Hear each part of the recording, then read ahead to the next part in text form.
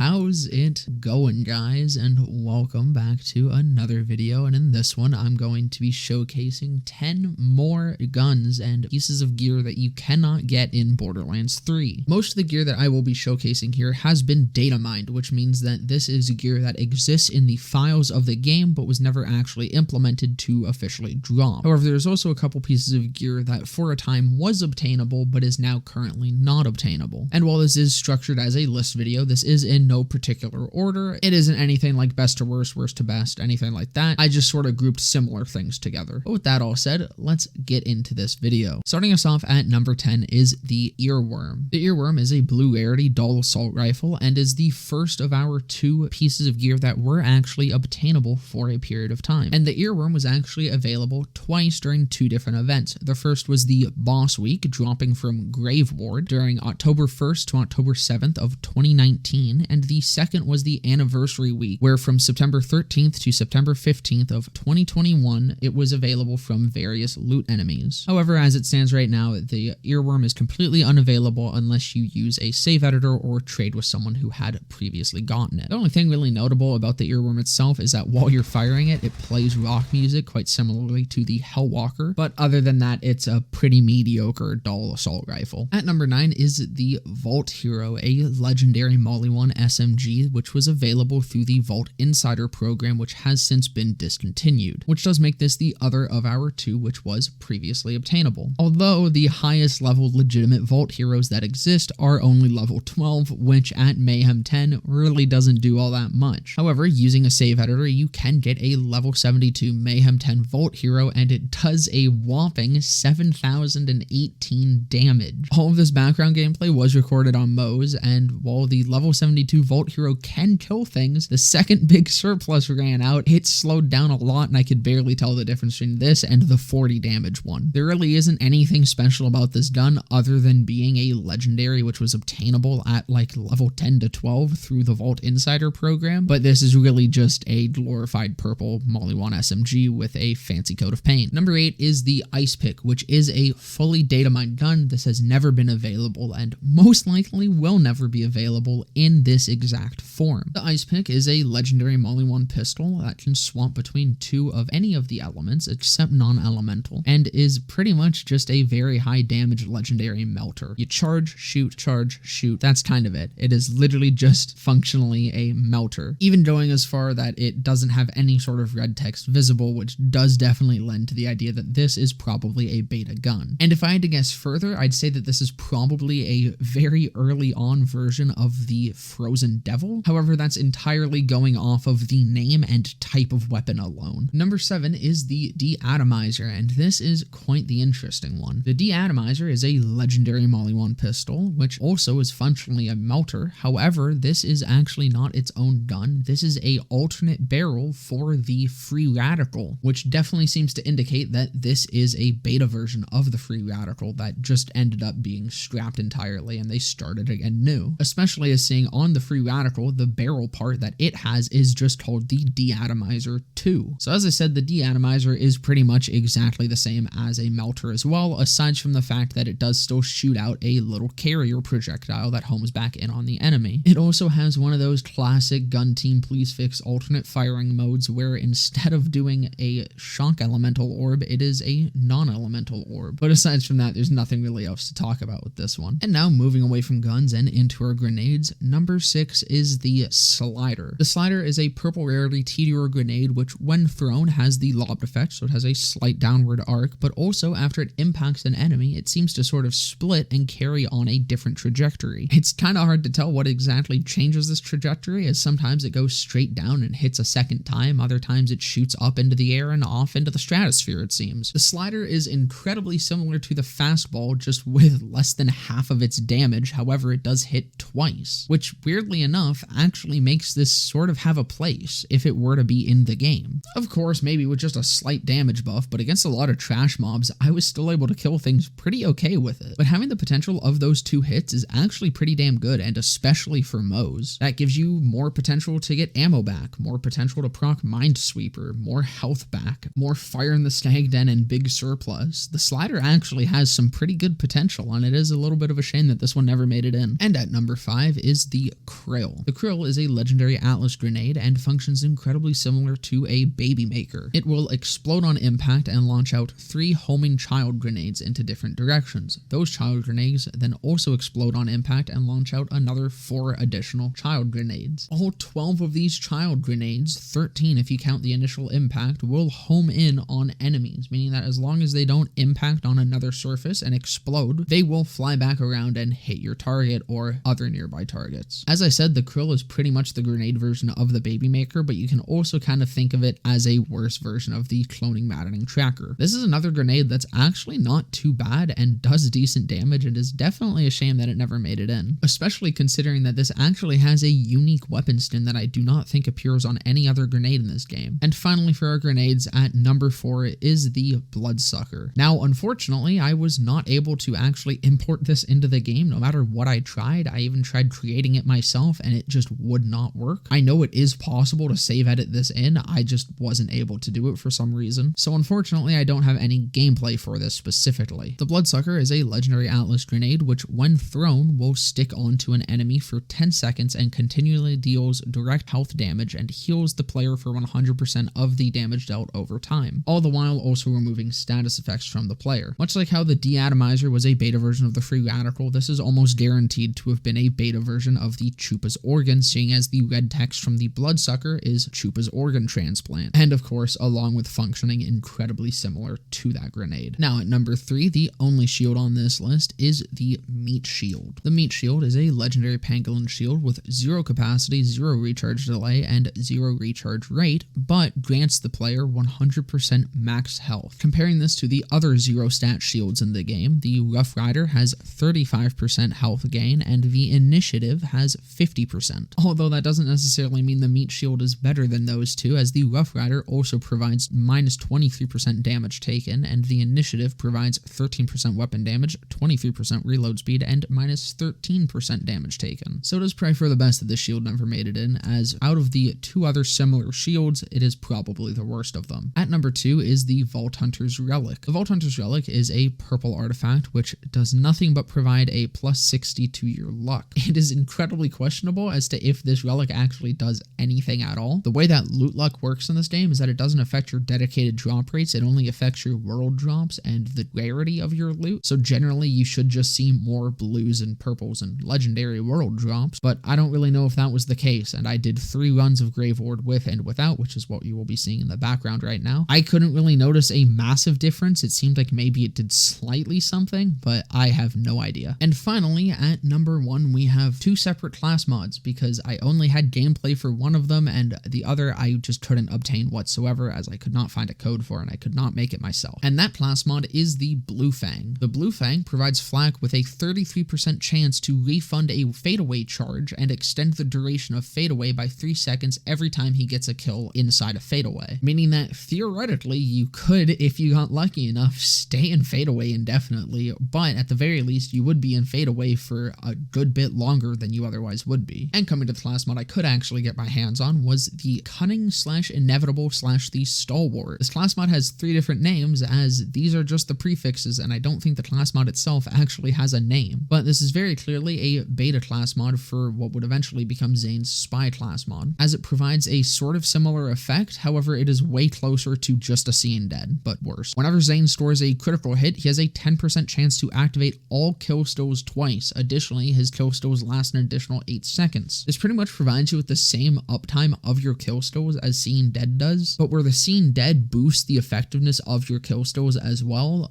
this just sort of does not do that, which I can definitely see why this ended up being scrapped, because even along with that, this really is just very, very, very similar to the Seeing Dead, whereas the Spy that we ended up getting does kind of fill in its own slightly different niche. But not only that, this class mod rolled with Sheer Will, Domino Effect, and the Art of War, which for those of you that aren't Zane players are not only significantly worse than the 3 of his best skills that the Spy now rolls, but are probably just the worst of the Purple Tree stills aside from Domino Effect, because that one's actually kind of good. But yeah, I hope you guys enjoyed. If you did, please leave a like, comment, subscribe, all that. If you for some reason want more of me, down in the description there's a link to my Twitch where I will be live after this video goes up, and along with that there is also a link to my Discord which will update you whenever I post a video or go live, and will maybe maybe get you a little bit of behind the scenes content for you to get those grubby little fingers all over. But I do hang out in there a lot, so it is a very good place to actually talk to me directly, and also you can see the terrible things that I make in Photoshop from time to time. Well, that's everything I want to plug, so I hope to see you guys in the next one.